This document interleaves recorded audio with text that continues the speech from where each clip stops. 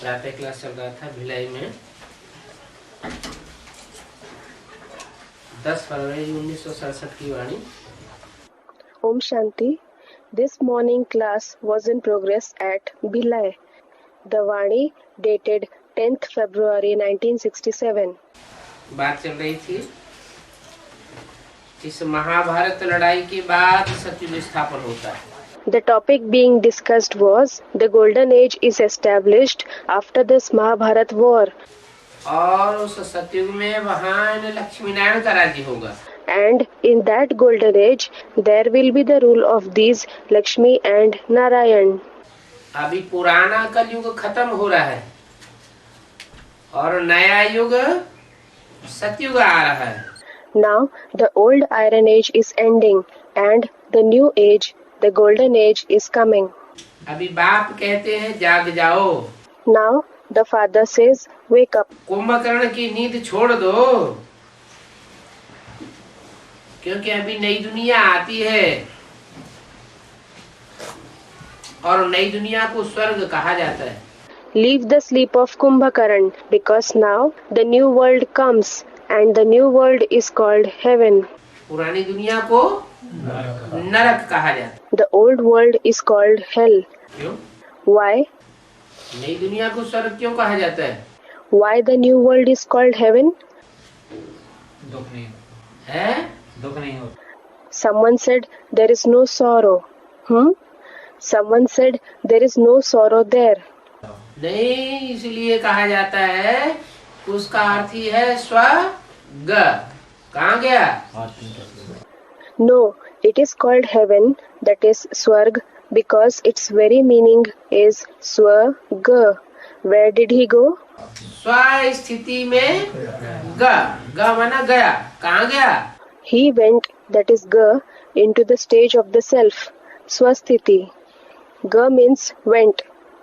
Where did he go? जो भी देवताएं होते हैं वो स्व स्थिति में स्थित रहते हैं। All the deities remain in the stage of the self. पर चिंतन नहीं करते, इसलिए वो स्वर्ग में रहते हैं। They do not think of the others, Parchintan. That is why they live in heaven. और यहाँ इस दुनिया में क्या होता है? And what happens here in this world? स्वचिंतन नहीं करते हैं और परचिंतन They do not think about the self, Swachintan. And Parchintan, that is thinking about others. ये क्या कर रहा है, ये क्या कर रहा है, यहाँ ऐसे कैसे हो रहा है, इसने ऐसे कैसे कहा, उसने वैसे वैसे कैसे। What is he doing? What is he doing? How can this happen here? How did he speak like this? How did he speak like that? माने परचिंतन ज्यादा होता है, इसलिए इसमें नरक है। It means that there is more thinking about others. That is why it is called hell. तो परचिंतन से पतन नरक। So, thinking about others leads to downfall, patan, that is hell. और स्वचिंतन से उन्नति स्वर्ग। And thinking about the self leads to progress, unnati, that is heaven. तो ये नया रास्ता है क्या? So, this is a new path. What? स्वर्ग बनाने का और नरक बनाने का। To establish heaven and to establish hell. क्या? What? क्या नया रास्ता बताया? Which new path was mentioned? स्वचिंतन में रहेंगे तो स्वर्ग बनेगा और परचिंतन में रहेंगे तो नरक बनेगा। If we keep thinking about ourselves, then it will lead to the creation of heaven. And if we keep thinking about others, then it will lead to the creation of hell. ये नया रास्ता घर जाने का भी है और स्वर्ग जाने का भी है। This new path leads to home as well as heaven. कोई इस रास्ते को जानते नहीं है, बाप ही आकर के बताते हैं। Nobody knows this path. Only the Father comes and shows the path. स्वर्ग अलग है Heaven is different, और शांति धाम अलग है जहाँ आत्माएं रहती हैं। and the abode of peace, that is Shanti Dham, where the souls live, is different. आत्माएं दोनों जगह रहती हैं, लेकिन स्वर्ग में शरीर के साथ रहती हैं। The souls live in both places, but in heaven they live in bodies. और शांति धाम में शरीर नहीं होता है, सिर्फ आत्माएं रहती है। And in the abode of peace, the bodies do not exist. Only the souls live. तो शांति धाम अलग है, सुख धाम अलग है। So, the abode of peace is different. The abode of happiness, that is Sukhdam, is different. अभी बाप कहते हैं जाग जाओ। Now, the father says, wake up. तुम रावण राज्य में पतित हो गए हो। You have become sinful, that is Patit, in the kingdom of Ravan. इस समय सभी भ्रष्टाचारी पापात्म हैं। Now, everyone is an unrighteous, that is Bhrashtachari sinful soul. एक भी पवित्र आत्मा नहीं हो सकती। There cannot be even a single pure soul. कहाँ? Where? इस नरक की दुनिया में एक भी पवित्र आत्मा नहीं हो सकती, पुण्य आत्मा नहीं कहेंगे। In this world of hell, there cannot be even a single pure soul. They will not be said to be noble souls, Punyatma. भले मनुष्य दान पुण्य करते हैं, Although human beings give donations and perform noble acts, लेकिन पुण्य आत्मा तो भी नहीं है। क्यों? even so, they are not noble souls. Why? पुण्य करते हैं तो पुण्य आत्मा हुए ना। If they perform good deeds, they are noble souls, aren't they? पाप करते हो तो पाप आत्मा हुए। If they commit sins, then they are sinful souls. तो पुण्य करने वाले जो हैं वो पुण्य आत्मा क्यों नहीं कहेंगे? So, why will those who perform noble deeds not be called noble souls? अभी जो पुण्य करते हैं, दान करते हैं, वो पुण्य आत्मा क्यों नहीं है? सूक्ष्म धन का दान करते हैं। Why are those who perform noble acts give alms now not noble souls? A brother said they donate subtle wealth. अच्छा चाहे स्थूल करें चाहे सूक्ष्म करें, लेकिन पुण्य तो करते हैं ना। Okay, whether they donate gross or subtle wealth, but they perform noble acts, don't they? दान तो करते हैं ना, तो उनको पुण्यात्मा क्यों नहीं कहेंगे? They give donations, don't they? So, why won't they be called noble souls? Direct बाप को ही करते हैं। A brother said they should donate directly to the father only. नहीं, पुण्यात्मा इसलिए नहीं कहेंगे कि वो जिसको देते हैं वो पापी होता है या पुण्यात्मा होता है। No, they won't be called noble souls because the person to whom they give donations, is he a sinful soul or a noble soul? A brother said he is a sinful one. इस दुनिया में सब पापाचारी है, तो पापियों को ध्यान देंगे तो उसका बोझ देने वाले के ऊपर भी चढ़ जाता है। In this world, everyone is sinful. So, if they donate to the sinful ones, then its sin accumulates on the donor as well. इसलिए पुण्यात्मा इस दुनिया में कोई नहीं है। That is why nobody is a noble soul in this world. पतित आत्माएं यहाँ कलयुग में होती हैं। There are sinful souls here in the Iron Age. इसलिए कहते हैं शिव बाबा हमको आकर के पावन बनाओ। That is why they say, "O Shiv Baba, come and make us pure." ये पवित्रता की बात है। It is a subject of purity. कौन सी बात? Which subject? कि पुण्य दान को कहा जाता है। It is that donation is called a noble act. काहे का दान Donation of what? है? Someone said of vices. हाँ, नहीं, कारों का तो दान ठीक है, वो भगवान को देना है। Yes. No. The donation of vices is okay. That has to be given to God. लेकिन दूसरों को क्या देना है? ज्ञान का दान। But what has to be given to the others? Someone said the donation of knowledge. पवित्र वाइब्रेशन का ज्ञान, दान। The donation of pure vibrations. पवित्र संकल्प का दान, The donation of pure thoughts. पवित्र वाचा का दान। The donation of pure words. कोई ऐसी वाचा हमारे मुख से न निकल जाए जो दुर्वासा वाली वाचा हो। No such words should emerge from our mouth, which are like the words of Durvasa, a sage mentioned in Hindu mythological stories, infamous for his anger and pains. दूसरों को दुख देने वाली वाचा हो, ग्लानि किसी की निकालने वाली वाचा हो। Words which bring sorrow to others, words that defame others. और जो कर्मेंद्रियों से जो हम कर्म करें वो भी पवित्र हो। And The actions that we perform through our organs of action should also be pure. अपवित्र कर्म कर्म इंद्रियों से न हो जाए। Impure actions should not be performed through the organs of action. तो ये पवित्रता की बात है। So, it is a subject of purity. इस समय बाप आकर के तुमको अविनाशी ज्ञान रत्नों का दान देते हैं। Now, the Father comes and gives you the donation of imperishable gems of knowledge, Avinashi Gyan Ratna. किस समय? At which time? इस संगम युग में, कलयुग के अंत में और सतयुग के आदि में बाप ही आकर के तुमको अविनाशी ज्ञान रत्नों का दान देते हैं। Now, in the confluence age, at the end of the iron age and at the beginning of the golden age, only the Father comes and gives you the donation of imperishable gems of knowledge. और ऐसा दान कोई कर ही नहीं सकता, किसी के पास है ही नहीं सच्चाई का ज्ञान। Nobody else can give such a donation at all. Nobody possesses the knowledge of truth at all. कहते हैं तुम भी औरों को दान देते रहो।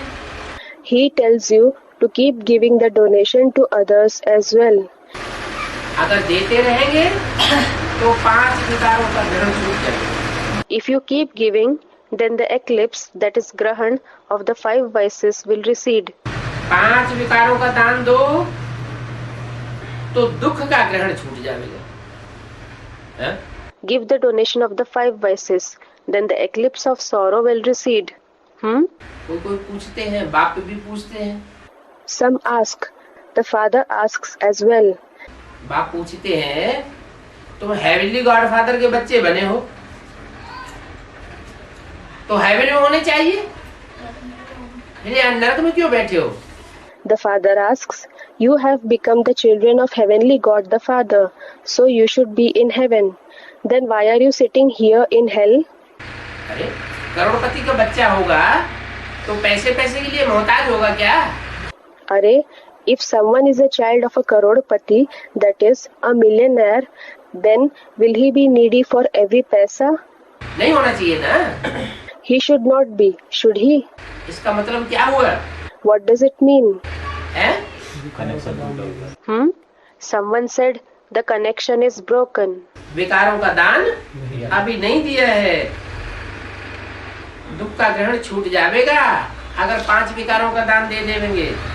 The donation of vices has not yet been made. If you donate the 5 vices, then the eclipse of sorrow will recede. पवित्र बन के सुखधाम चले जाएंगे क्या? You will become pure and go to the abode of happiness. What?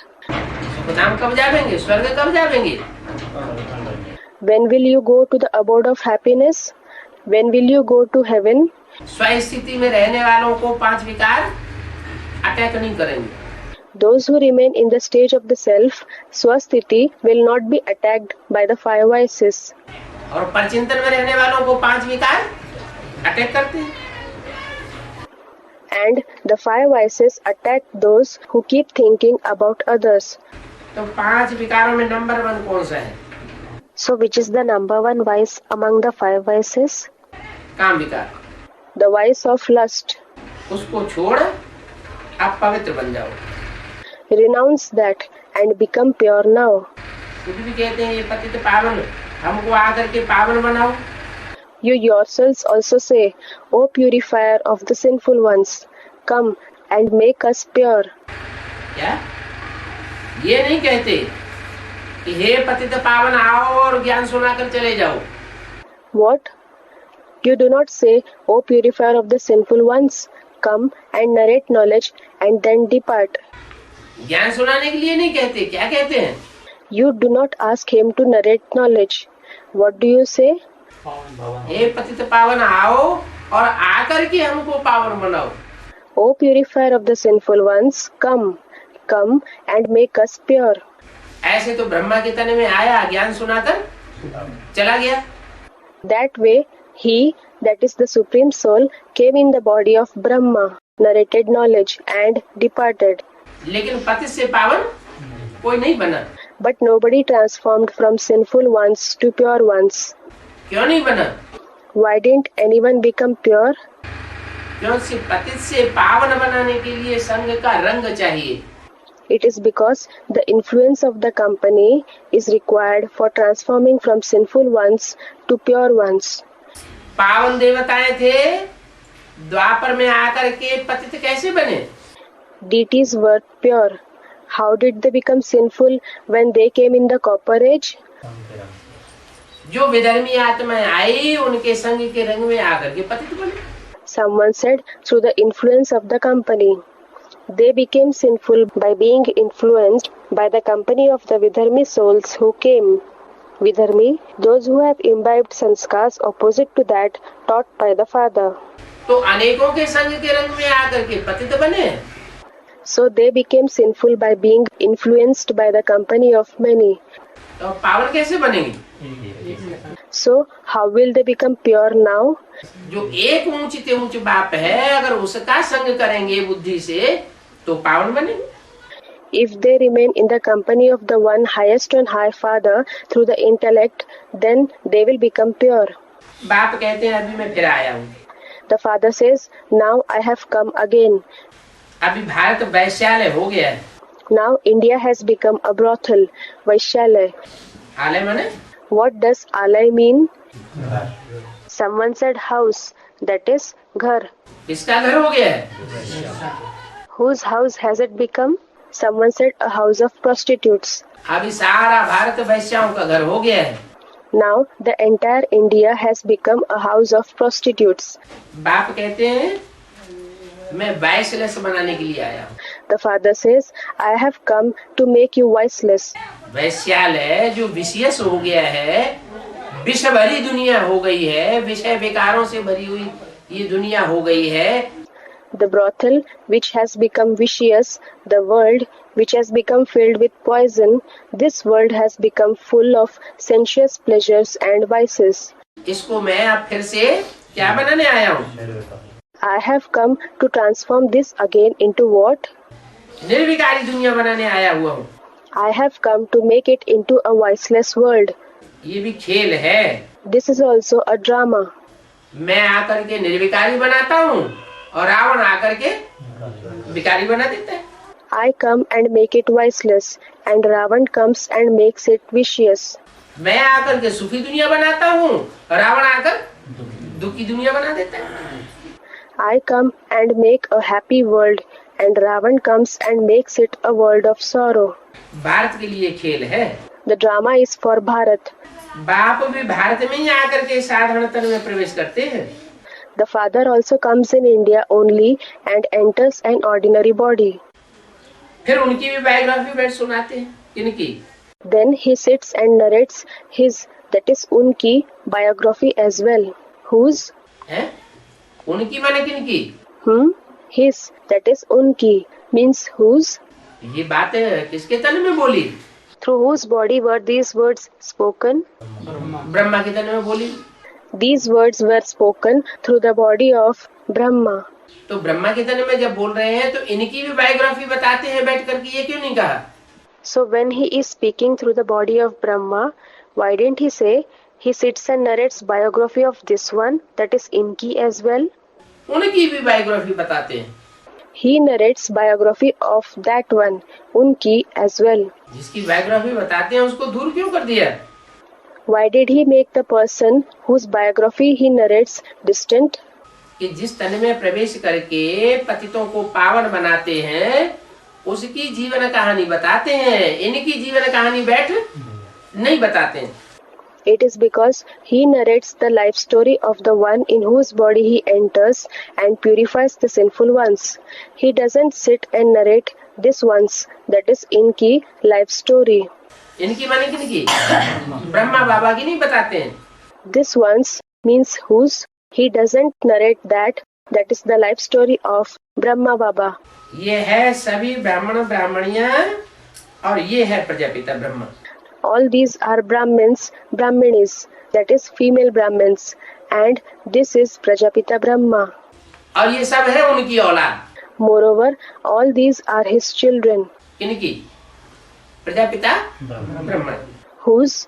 Prajapita Brahmas. तुम सबको पवित्र बनने की युक्ति बताते हैं। He tells the tactics, that is yukti, of becoming pure to all of you.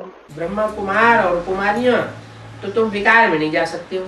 You are Brahma Kumar and Kumaris, so you can't indulge in vices. क्योंकि तुम एक प्रजापिता ब्रह्मा कुमार के, एक प्रजापिता ब्रह्मा के बच्चे हो।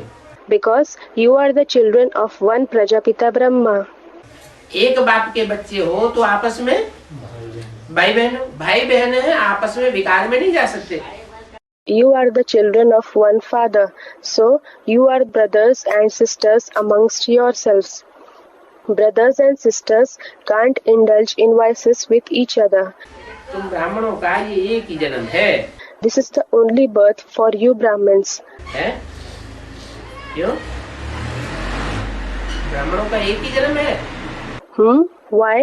Is there only one birth for Brahmins? कोई ब्राह्मण दो तीन जन्म नहीं लेते हैं। Don't some Brahmins take 2-3 births? है? लेते हैं नहीं लेते हैं? Do they take 2 to 3 births or not? संगम युग 100 साल का होता है। उस 100 साल के संगम युग में कोई ब्राह्मण 2-3 जन्म लेते हैं या नहीं लेते हैं? The duration of the confluence age is 100 years. In that confluence age of 100 years, some Brahmins take 2 to 3 births, or do they not? लेते हैं। फिर एक ही जन्म क्यों बताया? पवित्र बनने। They do. Then why has only one birth been mentioned? Someone said to become pure. नहीं, पक्के ब्राह्मण जो बनते हैं, जो ब्राह्मण सो देवता कहे जाते हैं, वो जन्म सिर्फ एक ही है। No. For those who become firm Brahmins, those who are called the ones who transform from Brahmins to deities, that birth is the only one. देवता वर्ण में तुम 21 जन्म लेते हो। You take 21 births in the deity class. क्या? What? 3-3 जन्म तो होते हैं, कोई के 2-2 जन्म भी होते हैं, लेकिन तुम सिर्फ देवता वर्ण में एक ही जन्म लेते हो।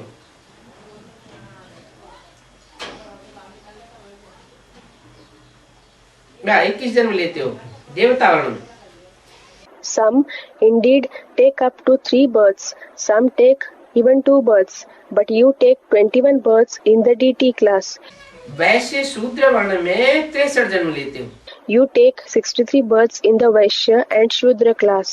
That is the last 2 social classes in the traditional Hindu society. ब्राह्मण वर्ण का सिर्फ ये एक अंतिम जन्म है जिसमें पवित्र बनना है। This is the only one and last birth in the Brahmin class in which you have to become pure. बाप कहते हैं पवित्र बनो और बाप को याद करो। The father says, become pure and remember the father. अथवा तुम यूँ कहो कि योग बल से विक्रम भस्म करो। Or you may say it in other words, burn the sins, that is Vikarma, through the power of Yoga, that is Yog Bal. यही एक अंतिम जन्म पवित्र बनना है। This is the only last birth in which you have to become pure. सतयुग में तो कोई पतित होता ही नहीं है। Nobody is sinful at all in the golden age. अभी इस अंतिम जन्म में तुम पावन बनेंगे तो 21 जन्म पावन ही बने रहेंगे। If you become pure now, in this last birth, you will remain pure for 21 births. फिर तुम पतित 21 जन्म तक नहीं बनेंगे। Then you won't become sinful for 21 births. पावन थे, अभी पतित बने हो। You were pure. Now you have become sinful. पतित हो तब तो बुलाते हो ना। You are sinful. That is why you call God, don't you? है जो बुलाते हैं, आह्वान करते हैं, उससे क्या साबित होता है? Those who call, those who invoke God, what does that prove when they invoke God? ये पतित हैं। It proves that they are sinful. अच्छा, Okay? वहाँ माउंट आबू गुलजार दादी में बुलाते हैं या बुना बुलाई आ जाते हैं? There at Mount Abu, do they call Bab Dada in Gulzar Dadi, or does he come without invitation? तो उससे क्या साबित हुआ? A brother said, they call. What does it prove? पतित है। अच्छा, वहाँ की बात छोड़ दो। They are sinful. Okay, leave the topic of that place. यहाँ एडवांस पार्टी में What about here in the advance party? बुलाते हैं या नहीं बुलाते हैं? Do they call or not? हैं? बिगर बुलाया Someone said he comes without invitation. फिर बुलाए जाते हैं, बुलाते नहीं, अंदर अंदर से लगन नहीं है बाबा आ जाए। Does he come without an invitation? Don't you call? Don't you have a desire from within that Baba should come? Brother said yes. झूठ बोलते Are you lying? हैं? A brother said yes. आ जाए, अंदर अंदर बुलाते हो ना। You call from within. He should come, don't you? Someone said yes. बुलाते हो इसका मतलब पतित हुए या पावन हुए? You call. So does it mean that you are sinful or pure? Someone said sinful. जो देवता पावन बन जाते हैं उनको बुलाने की दरकार नहीं रहती। The deities who become pure don't need to call. अब ये पतित बनाया किसने? Now, who made you sinful? Ravan की आसुरी मत ने तुमको पतित बनाया। The demoniac opinion of Ravan made you sinful. साधु संत आदि जो भी मत देते हैं उसको आसुरी मत कहा जाता है। Whatever opinion the holy men, sadhu sant give is called demoniac opinion. क्या? रावण ने तुमको पतित बनाया है। What? Ravan made you sinful. किसकी मत ने पतित बनाया? Whose opinion made you sinful? Ravan की मत ने तुमको पतित बनाया, आसुरी मत ने। The opinion of Ravan. The demoniac opinion made you sinful. फिर रावण किसको साबित कर दिया यहाँ? Then who has been proved to be Ravan here? है? अभी बोला रावण की आसुरी मत ने तुमको पतित बनाया है। Now it was said the demoniac opinion of Ravan has made you sinful. ये साधु संत आदि जो भी हैं वो सब पतित मत देते हैं। All these holy men and so on that are there give sinful opinions. उस मत को आसुरी मत कहा जाता है। That opinion is called demoniac opinion. तो साधु संत महात्मा क्या हो गए? So what are the holy men and the Mahatmas, that is the noble souls? Ravan का रूप हो गए। They are the forms of Ravan. अगर उनके सामने ये बात बोले कि तुम रावण के रूप हो, बाबा ने तुमको रावण का रूप बताया है, तो वो तो नाराज हो जाएंगे। If you tell this fact in front of them that you are the forms of Ravan, Baba has described you to be the forms of Ravan, then they will become angry. फिर क्या करेंगे? Then what will you do? A brother said Ravan assumed the form of an ascetic. हाँ, रावण ने साधु रूप धारण किया था, तो रावण साधु रूप धारण करके आया हुआ है। Yes, Ravan had assumed the form of an ascetic. So Ravan has come in the form of an ascetic. साधु का रूप धारण करता है और कहता है कि शिवो हम भगवान के रूप हैं। He assumes the form of an ascetic and says Shivoham, that is, I am Shiv. We are the forms of God. भगवान सर्वव्यापी है। God is omnipresent. ये है ही रावण राज। This is in any case a kingdom of Ravan. सबकी भ्रष्ट मत है, Everyone's opinion is unrighteous. इसलिए उनको भ्रष्टाचारी देवताओं को श्रेष्ठाचारी कहा जाता है। That is why they are called the unrighteous ones and the deities are called righteous ones. तो ये है नया रास्ता। क्या? So this is a new path. What? इनको माने किनको श्रेष्ठाचारी कहा जाता है? Inko, that is these, refers to whom? Who are called the righteous ones? Lakshmi Narayan का चित्र बाजू में रखा रहता था। The picture of Lakshmi and Narayan used to be kept beside. वो इशारा करके बोलते थे इनको श्रेष्ठाचारी। He used to point towards the picture and say, these ones are called righteous. और रावण को भ्रष्टाचारी कहा जाता है। And Ravan is called unrighteous. तो ये नया रास्ता है। So this is a new path. सिवाय मेरे तुम बच्चों को रावण राज्य से और रावण राज्य के दुखों से कोई भी लिबरेट नहीं कर सकता। Except me, nobody can liberate you from the kingdom of Ravan and the sorrow of the kingdom of Ravan. सभी काम चिच्छा पर बैठ भस्म हो गए। Everyone has reduced to ashes by sitting on the pyre of lust. कहाँ की बात बताई? The topic of which time has been mentioned? शास्त्रों में कहीं भी ये बात आई है? के भस्म हो गए ज्ञान सागर के बच्चे। Has this topic that the children of the ocean of knowledge, that is Gyan Sagar, were reduced to ashes, been mentioned anywhere in the scriptures? Kapil हाँ, Someone said sage Kapil. Yes. कहते हैं राजा सगर के वो 7,000 पुरखे थे, वो सब भस्म हो गए। It is said all the 60,000 ancestors of King Sagar were reduced to ashes. उनको साप दिया, जाओ भस्म हो जाओ। They were given a curse. Go, may you be reduced to ashes.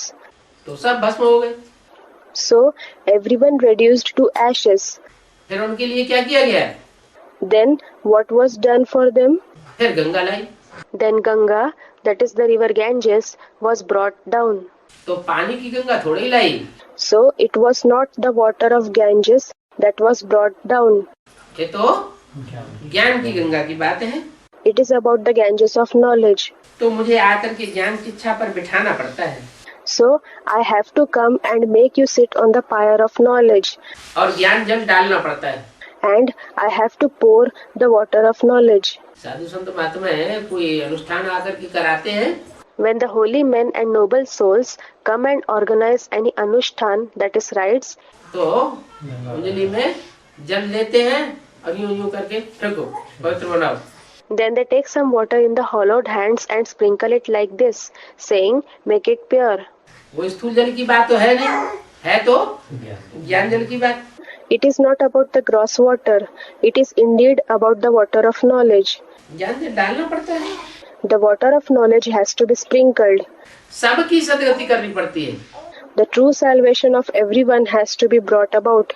जल के छींटे इधर उधर चारों तरफ, वो तो भक्ति मार्ग में फैलाते हैं। In the path of devotion, that is Bhakti Marg, the drops of water are sprinkled here and there everywhere. बाप कहते हैं सबको सदगति करनी पड़ती है। The father says, I have to bring the true salvation of everyone. जो आकर के पढ़ते हैं उनकी सदगति होती है, Those who come and study achieve true salvation. और आकर के पढ़ते ही नहीं। And what about those who do not come and study at all? भगवान आकर के जो सदगति का ज्ञान देते हैं, उस ज्ञान को जो आकर के पढ़ते ही नहीं, उनकी सदगति होती भी नहीं। The knowledge of the true salvation that God gives when He comes, those who do not come and study that knowledge at all, their true salvation is not brought about either. और जिनकी सदगति होती नहीं है, वो पतित पावन सीताराम कह के बुलाते भी नहीं। And those who do not achieve true salvation do not call God Patit Pavan Sitaram, that is Sitaram the purifier of the sinful ones either. बुलाते भी कौन है? Who calls? जो पतित बनते हैं और पतित बनने के बाद पतित पावन सीताराम को बार बार बुलाते हैं, उन्हीं की सदगति होती है। True salvation is brought only to those who become sinful and after becoming sinful call Patit Pavan Sitaram repeatedly. जो नहीं बुलाते हैं वो है विदेशी, वो पतित पावन सीताराम को बुलावेंगे नहीं कि तुम आओ। Those who do not call are foreigners, that is Videshi. They won't call Patit Pavan Sitaram saying, come. तो उसका तिरस्कार करते हैं। They ignore him. जो पतित पावन सीताराम का तिरस्कार करने वाले हैं, वो उनको आवाहन नहीं कर सकते। Those who ignore Patit Pavan Sitaram can't invoke them. तो जो बुलाते हैं उनकी सदगति होती है। So those who call achieve true salvation. बाकी सब चले जाते हैं परम धाम। जाओ घर में जाके बैठो। All the rest go to the supreme abode, Paramdham. Go and sit at home. 10 फरवरी संसद की वाणी का दूसरा page. Second page of the Vani dated 10th February 1967. सत्युग में सिर्फ देवी देवताएं होते हैं, उनको ही सदगति मिलती है। In the golden age, there are only deities. They alone achieve true salvation. बाकी सब मुक्ति धाम में जाकर के बैठते हैं। All the rest go and sit in the abode of liberation, Mukti Dham. माने सदगति किनको मिलती है, कितनों को मिलती है? It means who achieve true salvation?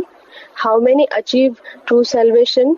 जो पक्के देवी देवताएं बनते हैं, 16 कला संपूर्ण सर्वगुण संपन्न 9 लाख, उनको सदगति मिलती है। The 9 lakh, that is 900,000, who become real deities, 16 celestial degrees complete in all the virtues, achieve true salvation. और बाकी सबको मुक्ति मिलती है। And the remaining ones achieve salvation. माने कुछ न कुछ दुर्गति भी मिलती है। It means that they also suffer degradation to some extent. अगर एक जन्म किसी का कम हो गया, 83 जन्म मिले सतयुग में तो आवेगा।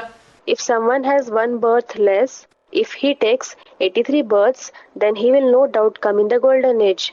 तो एक जन्म की दुर्गति हो गई। Well, he suffered degradation for one birth. 5000 वर्ष पहले इन देवी देवताओं का राज्य था। There was the rule of these deities 5,000 years ago. लाखों वर्ष की तो बात ही नहीं है।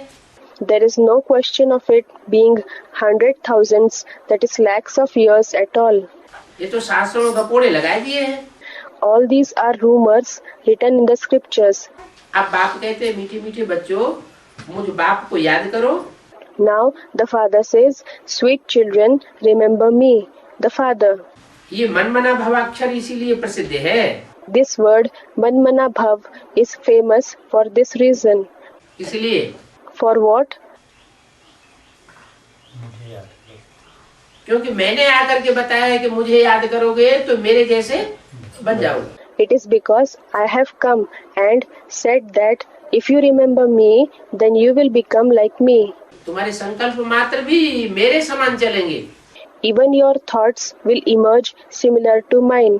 भगवान watch. Bhagwan Uvach, God speaks. अब भगवान उन्होंने कृष्ण का नाम डाल दिया। Well, they have inserted the name of Krishna as God. Krishna भगवान हो नहीं सकता। Krishna cannot be God. क्यों? Why? कृष्ण भगवान क्यों नहीं हो सकता? Why can't Krishna be God? क्योंकि भगवान तो आकर के राजयोग सिखाते हैं। It is because God comes and teaches Raj Yoga. Krishna तो बच्चे का नाम है। Krishna is the name of the child. बच्चा बुद्धि है। जो बच्चा बुद्धि है वो राजयोग कैसे सिखाएगा? He possesses a childlike intellect. How will the one who possesses a childlike intellect teach Raj Yoga? जिस योग में राज भरा हुआ है वो राजयोग बच्चा बुद्धि नहीं सिखा सकता। The one who possesses a childlike intellect cannot teach Raj Yoga, a yoga which is full of secrets. तो कृष्ण कोई भगवान नहीं है। शिव बाबा आकर कृष्ण की महिमा जो कि पवित्र थी 84 जन्म लेकर के अब पतित बनी है, उन कृष्ण को भी आकर के पावन बनाता हूँ। So Krishna is not any god. Shiv Baba comes and purifies even Krishna, whose soul was pure and has become impure now after taking 84 births. 84 जन्मों में नाम रूप देश काल सब बदल जाता है। The name, form, country, that is place, time, everything changes in 84 births. किसका? Whose? क्या हो जाता है नाम रूप देश काल बदल करके? What do the name, form, place and time change to? Someone said Dada Lekh Raj. सतयुग के आदि में जो कृष्ण था वो 84 जन्म के बाद दादा लेखराज का नाम बन जाता है। In the beginning of the golden age, the one who was Krishna, after taking 84 births, assumes the name and form of Dada Lekh Raj. तुम्हारे भी हर जन्म में है। Even in your every birth, a brother said there are 84 births. A brother said 8 births pertain to the golden age. 8 जन्म सतयुग के हुए। किसकी बात कर रहे हैं आप? 8 births pertain to the golden age. Who are you talking about? नहीं, जैसे 84 में से 8 घटा तुम तो 76 बचता है। नहीं। ये रहता है क्या आपको? A brother said, no, just as when you subtract 8 from 84, then 76 is the remainder. No. A brother said, so this is the beginning of the silver age. नहीं, आप किस आत्मा की बात कर रहे हैं? No, which soul are you talking about? जो सतयुग की 84 जन्म लेने के लिए आप किस आत्मा की बात कर रहे हैं? Which soul are you talking about when you speak about taking 84 births? सतयुग के 8 जन्म लेने के लिए किस आत्मा की बात कर रहे हैं? Which soul are you talking about when you speak about taking 8 births in the golden age? सतयुग की कोई भी आत्मा। हाँ। हाँ। Is it for any soul? Brother said, yes. Okay? सत्युग के 8 जन्म। 8 There are 8 births of the golden age. Brother said 8. हाँ? तो 84 में से 8 में 76 तो हाँ। बाप की प्रत्यक्षता भी 76 में होती है, तो ये क्या राम बाप का पाठ इससे संबंध है? Yes. A brother said, so if 8 is subtracted from 84, then the remainder is 76. Okay? A brother said, so the revelation of the Father also takes place in 1976. So, is it related to the part of the Father Ram? हाँ, तो जो सत्युग है, जो सत्युग में अधिष्ठाता कौन है? Yes. So, who is the ruler in the golden age? जो सत्युग का मुखिया है वो कौन है? पहली आत्मा कौन है? Who is the chief of the golden age? Who is the first soul? Kashyap. जब सत्युग का जो सीन दिखाया जाता है, त्रेता का सीन दिखाया जाता है, उसमें चित्र किसका छपा हुआ है? When the scene of the golden age is depicted, when the scene of the silver age is depicted, whose picture is printed in that? A brother said, the picture of Lakshmi and Narayan. Radha Krishna का छपा हुआ है। The picture of Radha and Krishna has been printed. A brother said, yes. तो राधा कृष्ण जो है वो सत्युग के अधिष्ठाता है। So Radha and Krishna are the rulers of the golden age. बाप आकर बच्चे को राज्य देते हैं सत्युग का, नई दुनिया का। The father comes and gives the kingdom of the golden age, the kingdom of the new world to the children. तो जो सत्युग का राज्य बाप आकर के देते हैं, उस सत्युग की शूटिंग भी कौन करता होगा? So, who would be performing the shooting of that golden age, the kingdom of the golden age, which the Father gives when he comes? किसके द्वारा कराते होंगे? Through whom does he enable that? Krishna वाली आत्मा के द्वारा सत्युग की शूटिंग होती है। वो तो देवता ही आत्मा है। The shooting of the golden age takes place through the soul of Krishna. He is certainly a deity soul. मैं न देवता बनता हूँ और न मैं शूद्र बनता हूँ, न ब्राह्मण बनता हूँ। I neither become a deity, nor a Shudra, nor a Brahmin. Shiv बाबा का पाठ नहीं है। It is not the part of Shiv Baba. तो सत्युग की स्थापना का जो कार्य है या शूटिंग का कार्य है, वो कृष्ण की रहबरी में पूरा होता है, और वो है 40 साल। So, the task of the establishment of the golden age or the task of the shooting of the golden age is accomplished under the guidance of Krishna, and that is 40 years. 40 साल पूरे हुए तो सन 76 आ जाते हैं। When 40 years are completed, the year 1976 arrives. ये तो बिल्कुल ठीक है It is completely correct नहीं, इधर से कि 8 जन्म जब निकल जाते हैं तो सन 76 आता है। that when the 8 births are subtracted, then the year 76 comes. सन 76 जब शुरू होता है तो जैसे कि त्रेता युग की शूटिंग शुरू हो जाती है। When the year 1976 begins, then the silver age shooting begins. भगवान वाच, भगवान कोई कृष्ण नहीं है। शिव बाबा आकर कृष्ण की आत्मा को पवित्र बनाते हैं। Bhagwan Vach, Krishna is not any god. Shiv Baba comes and purifies the soul of Krishna, जो 84 जन्म लेकर के पतित बनी है, which has become sinful after taking 84 births. उनकी भी आत्मा पवित्र बनती है ना, His soul becomes pure as well, doesn't it? क्योंकि उनका नाम रूप देश काल सब बदल जाता है। Because his name, form, place, time, everything changes. तुम्हारे भी हर जन्म में फीचर्स बदलते जाते हैं।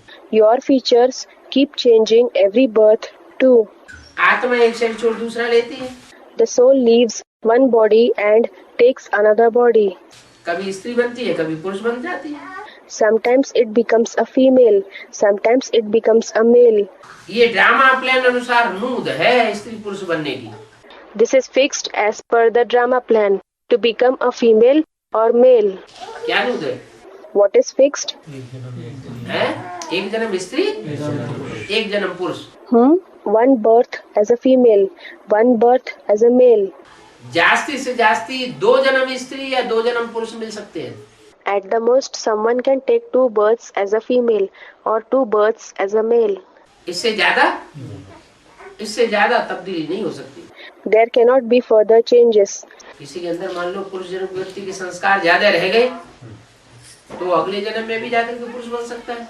Suppose there are more sanskars of a male birth left in someone when he dies, he can become a male in the next birth too. स्त्री व्यक्ति के संस्कार ज्यादा रह गए तो अगले जन्म में भी स्त्री बन सकता है। If the sanskars left are more of a female, then she can become a female also in the next birth. ये स्त्री पुरुष बनता क्यों है? Why does a soul become a female or a male? याद में शरीर छोड़ A brother said, they leave the body in their remembrance, don't they? काम विकार प्रधान होता है। There is a dominance of lust. हर प्राणी मात्र में काम विकार प्रधान है, ऐसे नहीं मनुष्य मात्र में ही। There is dominance of lust in every living being, not just in the human beings. जो भी प्राणी मात्र है उन सब में काम विकार प्रधान है। In all the living beings, lust is dominant. तो काम विकार की प्रधानता होने के कारण So, because of the dominance of lust, अंत समय में उन्हें वही याद आता है जो सारा जीवन याद किया। they remember the same thing in the end which they remembered throughout their life. काम विकार की प्रधानता के कारण स्त्री पुरुष को याद करती है, पुरुष स्त्री के चोले को याद करता है। Because of the dominance of lust, a woman remembers a man, and a man remembers a female body. सारा जीवन याद आता है तो अंतमते सुगति हो जाती है। They remember it throughout the life, so their final thoughts lead them to their final destination. पुरुष को स्त्री याद आ जाती है, स्त्री को पुरुष याद आ जाता है। A man remembers a woman, and a woman remembers a man. पुरुष को स्त्री याद आवेगी तो उसको स्त्री का जन्म मिल जाता है। If a man remembers a woman, then he takes a female birth. और स्त्री को पुरुष याद आ जाता तो उसको पुरुष का जन्म मिल जाता। And if a woman remembers a man, then she takes a male birth. ऐसे ही बाबा पशु पक्षियों में भी ऐसे ही। A brother asked, Baba, does it happen similarly in the case of animals and birds too? पशु पक्षी में भी ऐसा ही होता है। It happens similarly in the animals and birds too. लिंग परिवर्तन होता है A change of sex takes place. तो कभी स्त्री कभी पुरुष बन जाते हैं। So, sometimes it becomes a female, sometimes it becomes a male. ये ड्रामा प्लान अनुसार है, एक जन्म न मिले दूसरे से। This is fixed according to the drama plan. One birth does not match with the other. फिर तुम्हारा ये जन्म रिपीट होगा Again, in the next cycle, your same birth will repeat. तो फिर एक्यूरेट यही फीचर्स होंगे। Then you will have accurately the same features. ये ड्रामा अनादि बना बनाया है। This drama is without any beginning and is preordained. क्या What? कितनी वंडरफुल बात It is such a wonderful thing कि इस 2006 में हमारा यही फीचर होगा, यही चेहरा होगा। that we will have the same feature, the same face in the year 2006 in the next kalpa. दूसरा चेहरा अगले कल्प में नहीं होगा। We won't have a different face in the next kalpa, that is cycle. और कल्प कल्पांतर 2006 में मार्च में ऐसा ही चेहरा होगा। And in every kalpa we will have the same face in March 2006. ऐसे ही बैठे हैं। ऐसे ही बैठे हो। ऐसे ही बैठे हैं। A brother said, we will be sitting in the same way. Yes, we will be sitting in the same way. ऐसे क्यों होता है? Why does it happen like this? ऐसा इसलिए होता है कि दुनिया के जो भी तत्व हैं, It happens like this because whatever elements there are in the world, 5 तत्व, वो 5 तत्व का भी अपना अपना साइकिल है। the 5 elements, those 5 elements also have their own cycle. जैसे हमारी आत्मा 84 के चक्कर में चक्कर लगाती हुई आती है, Just as our soul passes through the cycle of 84 births, ऐसे ही ये जो अणु है उस अणु का भी एक चक्र है। पृथ्वी जल वायु अग्नि आकाश इंसा का भी चक्र है।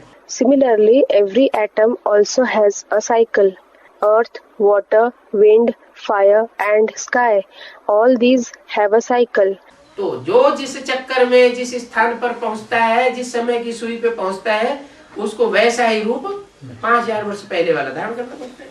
So, whoever or whatever reaches whichever place in the cycle, at whatever point of the needle of time, it has to assume the same form it had assumed 5000 years ago. ये बदल नहीं सकता। It cannot change. जो शरीर 84 जन्मों में मिले हैं वो ही फिर अगले कल्प में मिलेंगे। Whichever bodies we have received in the 84 births, the same bodies will be available again in the next kalpa. परिवर्तन नहीं होगा। It will not change. Shri Krishna को जो शरीर सत्युग में था वो फिर वहां मिलेगा।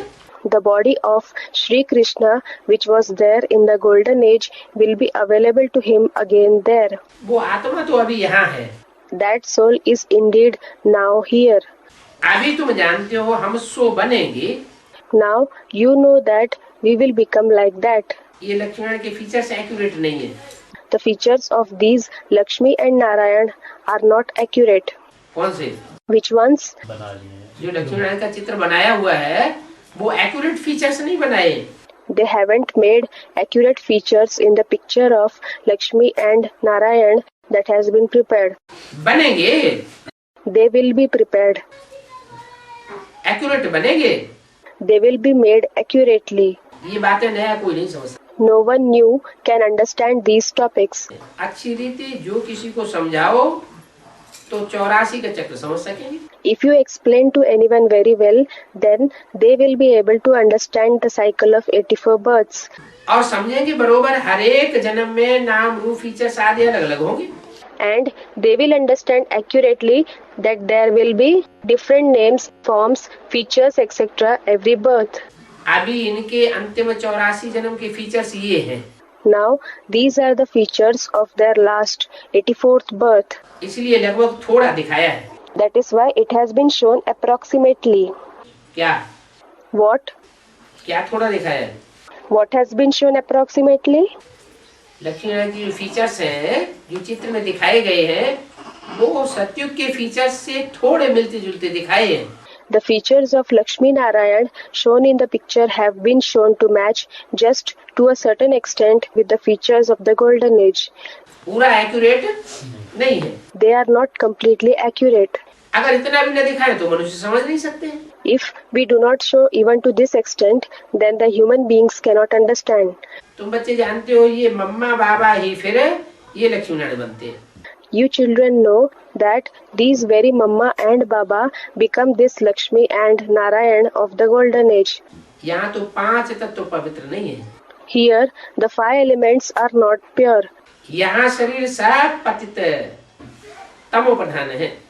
Here, all the bodies are impure, patit, tamopradhan, that is dominated by the quality of darkness or ignorance. सतयुग में शरीर भी सब पावन होते हैं। In the golden age, all the bodies are pure as well as the souls. Krishna को most beautiful कहते हैं। Krishna is called the most beautiful. हैं? कैसा कहते हैं? Most beautiful. क्यों? What is he called? The most beautiful. Why? सतयुग में कृष्ण को मोस्ट ब्यूटीफुल कहते हैं। In the golden age, Krishna is called the most beautiful. सतयुग में कहते हैं, अभी कहते हैं, ऐसा भक्ति मार्ग में कहते हैं। Do they say so in the golden age, or do they say so now, or do they say so in the path of bhakti? Krishna को मोस्ट ब्यूटीफुल कहाँ की बात है, कहाँ कहते हैं? When do they say Krishna is the most beautiful? Where do they say so? ये भक्ति मार्ग में। Someone said in the path of bhakti. भक्ति मार्ग में कहते हैं। भक्ति मार्ग में कहाँ की बातें हैं? They say this in the path of bhakti. The topics mentioned in the path of bhakti pertain to which period?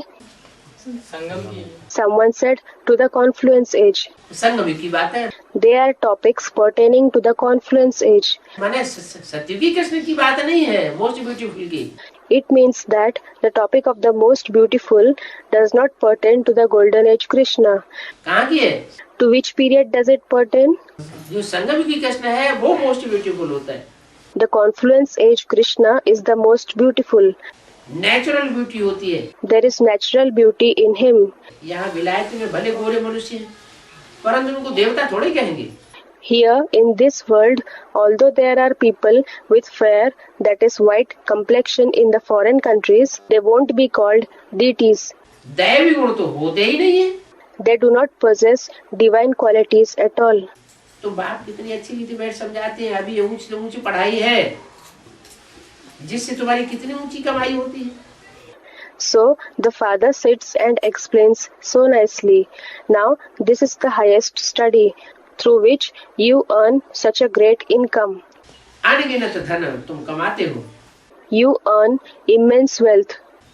वहाँ तो हीरो जवाहरातों के महल थे, कहाँ? There were palaces made of diamonds and gems over there. Where? Someone said in the golden age. हीरे जवाहरातों के Were they made of diamonds and gems? हैं? वहाँ महल बनाने की दरकार पड़ेगी? Will there be any need to make palaces there? वहाँ सर्दी गर्मी होगी? Will there be winter, that is sardi or cold, and summer, garmi or heat there? है? देवान होगा? Will there be body consciousness? देवान भी नहीं होगा, सर्दी गर्मी भी नहीं होगी। There won't be body consciousness, and there won't be winter and summer either. चोर डकैतों का डर होगा? Will there be any fear of thieves and bandits? चोर डकैतों का भी डर नहीं होगा। There won't be the fear of thieves and bandits either. तो महल माड़ियाँ अटारियाँ क्यों बनाएंगे? दीवारें बनाने की दरकार क्यों होगी? Then why will you make palaces and buildings? Why will there be any necessity to build walls? Someone said, gathering. हाँ, Yes, महल माना किला, किला माना संगठन रूपी किले। palace means fort. Fort means the fort-like gatherings. अभी तो सब गुम हो गए हैं। Now everything has vanished. अपरम अपार कमाई है 21 जन्मों के लिए। There is infinite income for 21 births. इसमें बहुत बहुत मेहनत चाहिए। A lot of hard work is required in it. देही अभिमानी बनना है, हम आत्मा है, ये पुराना शरीर छोड़ अब वापस अपने घर नंगे जाना है। You have to become soul conscious. We are souls. We have to leave this body and return to our home naked. बाप अभी सभी को लेने आए हैं। The Father has come now to take all of us back. हम आत्मा ने 84 जन्म अभी पूरे किए, We souls have completed the 84 births now. अभी फिर पावन बनना है। Now we have to become pure again. बाप को याद करना है, नहीं तो कयामत का समय है। We have to remember the Father. Otherwise, it is the time of doomsday. That is Qayamat. सजाएं खा करके वापस चले जाएंगे। We will suffer punishments and return. हिसाब किताब तो सभी को चुकतू करना ही है। Everyone has to clear their karmic accounts. भक्ति मार्ग में काशी करवट खाते थे, In the path of bhakti, when they used to perform Kashi Karvat, that is an ancient tradition where worshippers would jump into a well containing a sword at its base to attain salvation, तो कोई भी मुक्ति को नहीं पाते थे। फिर क्यों खाते थे? then nobody attained salvation. Then why did they used to perform it? समझते है? नहीं। A brother said, they used to think so. No. ये थोड़ी समझते थे काशी करवट खाने से मुक्ति हो जाएगी। They didn't used to think that they would attain salvation by performing Kashi Karvat. भक्ति मार्ग की परंपरा थी। A brother said it was a tradition of the Bhakti Marg. नहीं, वहाँ ये समझते थे कि काशी करवट खावेंगे No, that they used to think that if they performed Kashi Karvat, Shiv के ऊपर बलिहार जावेंगे, अर्पण होंगे, सरेंडर होंगे, if they sacrificed themselves, if they dedicated themselves, if they surrendered themselves to Shiv, तो हमारे पूर्व जन्म के सारे पाप भस्म हो जाएंगे। then all their sins of the past births would be burnt to ashes. लेकिन ये नहीं जानते थे But they didn't know कि अर्पण होने के बाद भी अगला जन्म मिलता है। that in spite of sacrificing themselves, they would take another birth. तो जब अगला जन्म मिलता है तो फिर तेजी से पाप करना शुरू कर देते हैं। So, when they take the next birth, they start committing sins at a faster rate क्योंकि पति दुनिया होती है। because the world is sinful. बाकी ऐसे नहीं है कि शिव के ऊपर कोई सरेंडर हो जाए But it is not that if someone surrenders before Shiv, तो उसके पाप कर्म हमेशा के लिए खत्म हो जाएंगे। नहीं, पिछले पाप कर्म भस्म हो जाते हैं। then his sinful deeds will be destroyed forever. No, the past sinful deeds are burnt to ashes. तो वो है भक्ति मार्ग और ये है Well, that is the path of bhakti. And what about here? Someone said Gyan Marg. That is the path of knowledge.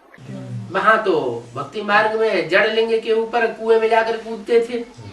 There, in the path of bhakti, they used to jump over a non-living ling into a well.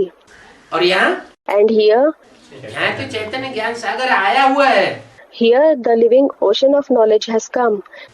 लेकिन जो आया हुआ है अगर उसको पूरा पहचाना नहीं But if we don't recognize completely the one who has come और बिना पहचाने ही अर्पण हो गया धैर्य में अंधश्रद्धा पूर्वक, and without recognizing him, if we surrender to him blindly in blind faith, तो मुक्ति मिलने की बात नहीं है। then there is no question of achieving salvation. मुक्ति तब ही मिलेगी We will achieve salvation जबकि मैं जो हूँ, जैसा हूँ, जिस रूप में पार्ट बजा रहा हूँ, उस स्वरूप को पूरा पहचान। only when we recognize him completely, whoever he is, as he is, and in whichever form he is playing his role. बाप तो कहते हैं मेरे साथ रहने वाले मेरे को पूरा नहीं पहचान पाते। क्या? The Father in fact says, those who live with me are unable to recognize me completely. What? जो मेरे साथ रहते हैं, साथ सोते हैं, साथ खाते हैं, साथ खेलते हैं, वो भी मेरे को पूरा नहीं पहचान पाते। जब पूरा नहीं पहचान पाते हैं तो क्या अंजाम होता है फिर? Even those who live with me, those who sleep with me, those who eat with me, those who play with me are unable to recognize me completely. When they are unable to recognize me completely, then what is the result? मेरा साथ छोड़ देते हैं। They leave my company. है तो ये ज्ञान मार्ग। This is indeed the path of knowledge. अब यहाँ कोई जीव घात करने की बात नहीं है। Now, there is no question of committing suicide here. भक्ति मार्ग में तो काशी करवट खाने जाते थे तो कुएं में जो खांडा लगा हुआ होता था, ऊपर एंगल होता था, एंगल से सीधे कूदते थे, खाने में जाके कट के खलास हो जाते थे। In the path of bhakti, when people used to go to perform Kashi Karvat, they used to directly jump from an angle fixed above the well on the double-edged sword present inside the well and used to die on being cut by the double-edged sword. वो तो जीवघात हो गया। That is certainly suicide. यहाँ जीवघात की बात नहीं है। Here, there is no question of committing suicide. काहे की बात है? What is it about here? जीते जी मरने की बात। It is about dying alive. श्रीमत पर चलना अर्थात जीते जी मरना, Following Srimad means dying alive. वो है जीवघाती। They are the ones who commit suicide. फिर भी भावना तो उनमें रहती है ना। Even so, there are feelings in them, aren't there? तो जिनमें भावना रहती है उनमें भी कोई मुश्किलात साहस लड़ते हैं। So, those who have feelings, even among them, hardly anyone shows courage. बाकी मुक्ति व जीवन मुक्ति नहीं मिल सकती है। Nevertheless, they can't achieve salvation, that is mukti, and true salvation, that is jivan mukti. यहाँ तो तुमको मुक्ति जीवन मुक्ति मिलती है। Here, you attain salvation and true salvation. बाप बिना मुक्ति जीवन मुक्ति कोई दे ही नहीं सकता है। Nobody except the Father can grant you salvation and true salvation. अब परम धाम में तो आत्मा रहती है Well, it is the souls who reside in the supreme abode. और यहाँ इस सृष्टि पर तुम सब देहाभिमानी होकर रहते हो। And here in this world, you all remain body conscious. तो फिर वापस कैसे जाएंगे? So how will you return? बाप ही आकर के रास्ता बता Only the Father comes and shows the path. कि जो देहाभिमानी है वो आत्माभिमानी कैसे बने? How can the body conscious ones transform into the soul conscious ones? आकर के आत्मा का परिचय देते हैं। He comes and gives the introduction of the soul. बिगर आत्मा का परिचय जाने तुम आत्माभिमानी बनेंगे भी कैसे? Without having the introduction of the soul, how will you become soul conscious? सब की शरत करके वापस ले जाऊंगा। I will bring true salvation to everyone and take them back. सत्य में बहुत थोड़े मनुष्य होते हैं। There are very few human beings in the golden age. अब ये भी हम जानते हैं कि आत्मा तो कभी विनाश होती नहीं है। Now we also know that the soul is never destroyed. आत्मा तो अविनाशी है। The soul is indeed indestructible. और ये शरीर? And what about this body? शरीर तो विनाशी है। This body is certainly destructible. सत्युग में आयु भी बड़ी होती है। क्यों? The age is also longer in the golden age. Why? वहाँ शरीर जल्दी विनाश क्यों नहीं होता? Why doesn't the body perish quickly over there? क्योंकि देह भाव में नहीं रहते। Someone said they do not remain body conscious. वहाँ सतयुग में शरीर विनाश को इसलिए नहीं जल्दी पाता है कि वहाँ आत्म की स्थिति बनी रहती। की परसेंटेज ज्यादा होती है। There in the golden age, the body doesn't perish quickly because there is a higher percentage of the soul conscious stage. और यहाँ इस दुनिया में And what about here in this world? देहभान की परसेंटेज ज्यादा हो जाती है, इसलिए शरीर की एवरेज एज कम हो। घट जाती है। There is a higher percentage of body consciousness. That is why the average age of the body decreases. और वहाँ दुख की भी बात नहीं होती। And there is no question of sorrow over there either. जितना जितना आत्माभिमानी स्टेज उतना उतना सुख की स्टेज, और जितना जितना देहभान की स्टेज उतना उतना दुख की stage. The more there is a soul conscious stage, the more there is a stage of happiness, and the more there is a body conscious stage, the more there is a stage of sorrow. वहाँ तो दुख की बात ही नहीं। There is no question of sorrow at all over there. एक शरीर छोड़ दूसरा ले लेते हैं, जैसे सर्प का मिसाल है। एक खल छोड़ी दूसरी लेते हैं। They leave one body and take another, just as there is the example of a snake. It sheds one skin and takes another. सर्प जो खल छोड़ता है उसको कोई मरना नहीं कहा जाता है। The shedding of the skin by the snake is not said to be death. क्या वो सिर्फ एक खल छोड़ता है और दूसरी लेता है। What? It only sheds one skin and takes another. तो जो सर्प का मिसाल है वो सतयुग का मिसाल है या संगम युग का मिसाल है। So, is the example of the snake an example of the golden age or an example of the confluence age? Someone said it is of the confluence age. संगम युग में होगा ऐसा कैसा It will happen like this in the confluence age. How? कंचन काया बने। कि हम अपने शरीर को कंचन बनाए लेंगे। That we will make our body kanchan, that is golden, that is healthy and beautiful like the bodies of the deities. ये शरीर छोड़ेगी नहीं, We won't leave this body. शरीर रहेगा, लेकिन ये खल मांस मज्जा हड्डी सब सारी बदल जाएगी। The body will remain the same, but this skin, muscles and marrow, bones, everything will change. माने 5 तत्व ही चेंज हो जाएंगे। It means that the 5 elements themselves will change. शरीर के 5 तत्व चेंज हो जाएंगे। The 5 elements of the body will change. 36 तक हो जाएंगे। है 36 तक हो जाएंगे। 36 तक उससे पहले नहीं होंगे। A brother asked, will they be transformed by 2036? By 2036? Will they not transform before that?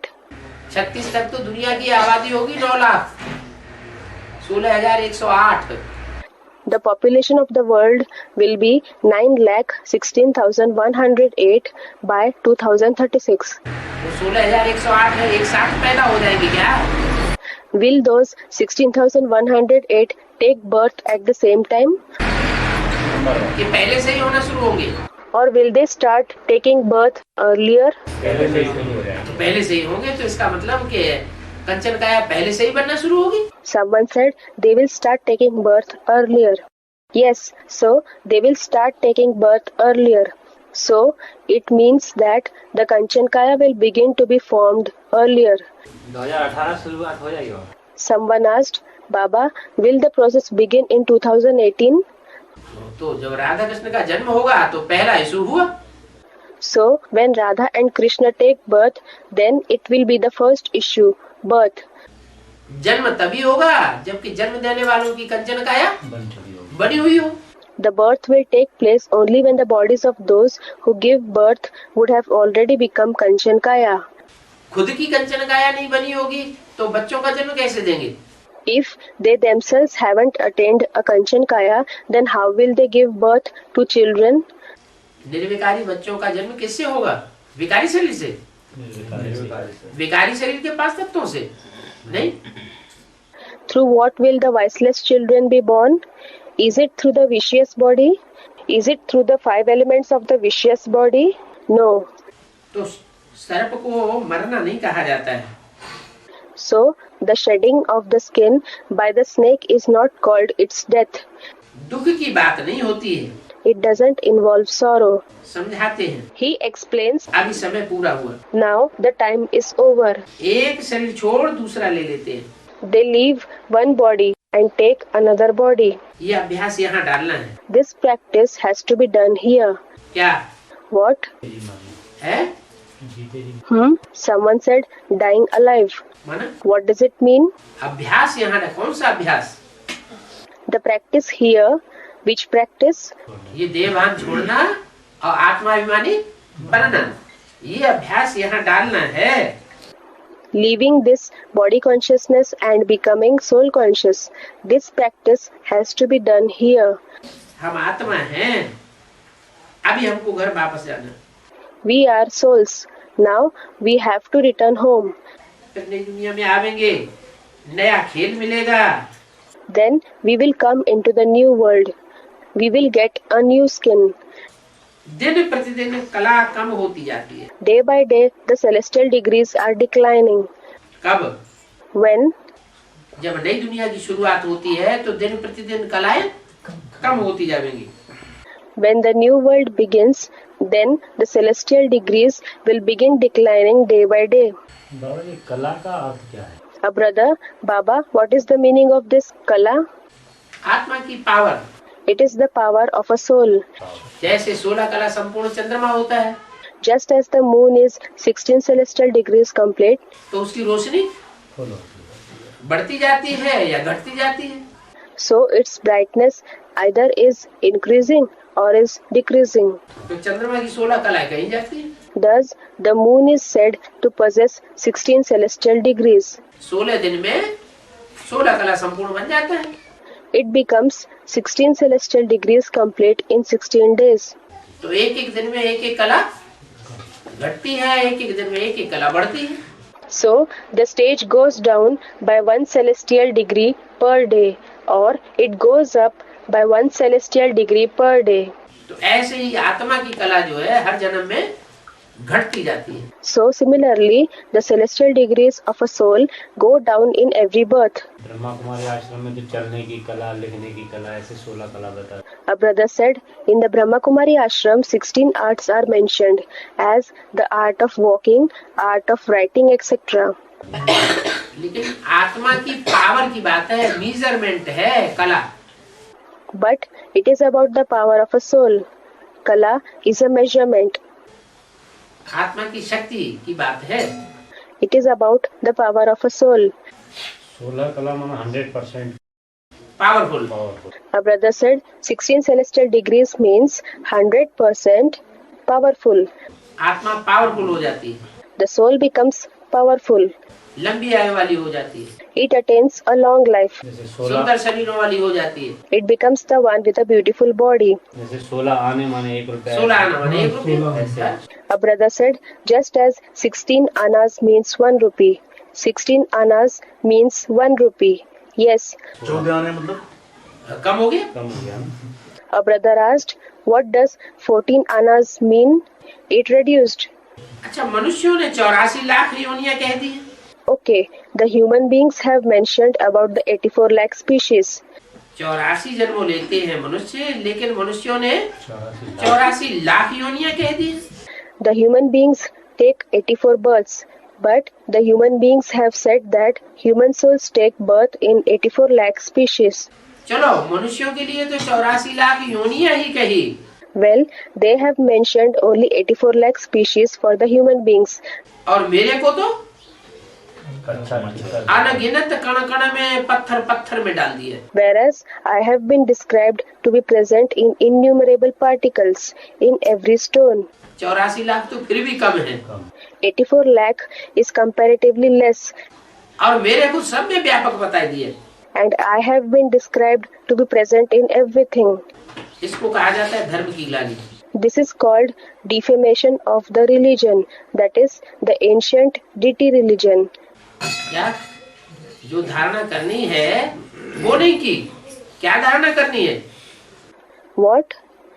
They did not imbibe what they had to imbibe. What should be imbibed? कि वो सुप्रीम सोल एक व्यापी है।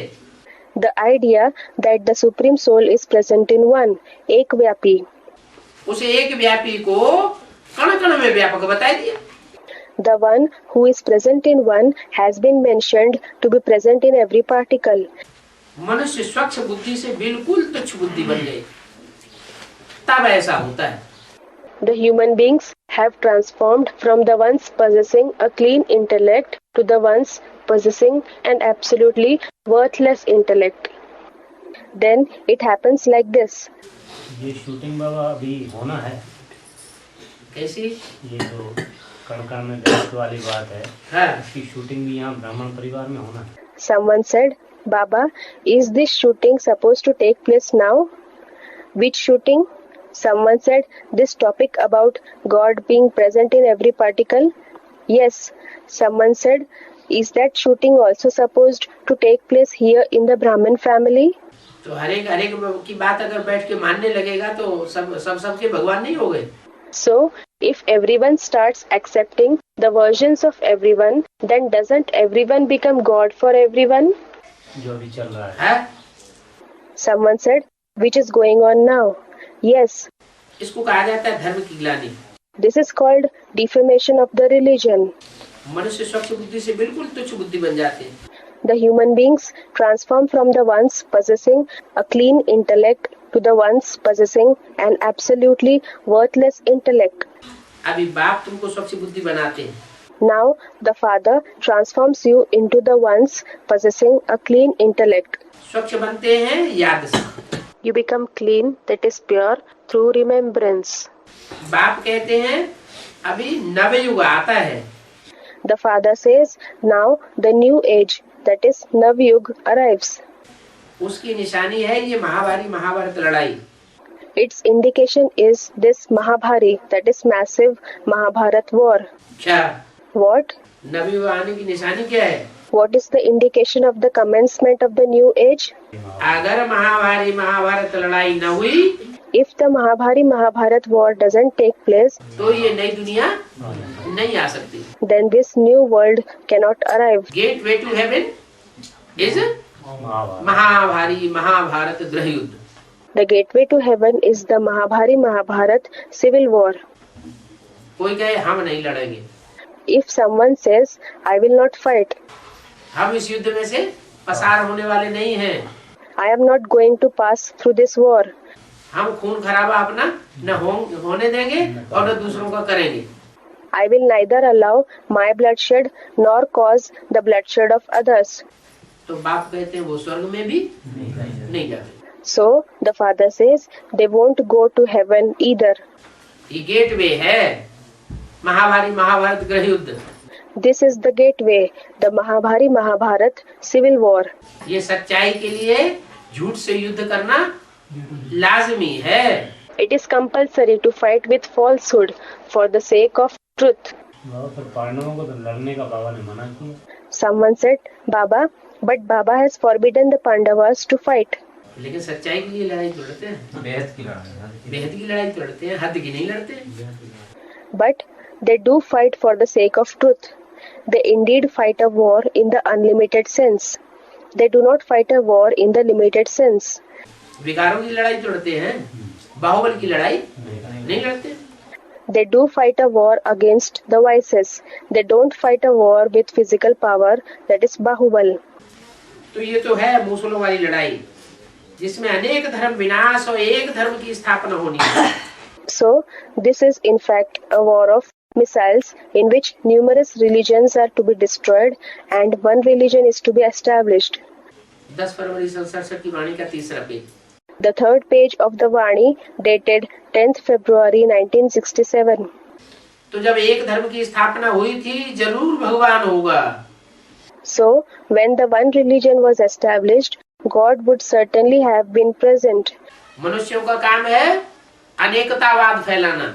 The task of the human beings is to spread diversity, द्वैतवाद फैलाना, to spread dualism, दो बातें बताना, to narrate two kinds of versions. अनेक मतें फैलाना, और भगवान का काम है एक मत में सारी दुनिया को पिरो देना। To spread many opinions, and God's task is to unite the entire world in one opinion. तो जरूर भगवान चाहिए ना, कृष्ण यहाँ कैसे आ सकते हैं? So, God is certainly required, isn't he? How can Krishna come here? ज्ञान का सागर तो निराकार है, वह कृष्ण है। Is the ocean of knowledge the incorporeal one or Krishna? Krishna को तो ये ज्ञान ही नहीं होगा, Krishna won't have this knowledge at all. ये ज्ञान ही गुम हो जाता है। This knowledge itself vanishes. तुम्हारे भी फिर भक्ति मार्ग में चित्र बनेंगे, Your pictures also will be prepared in the path of bhakti. Rudra पूजा होगी।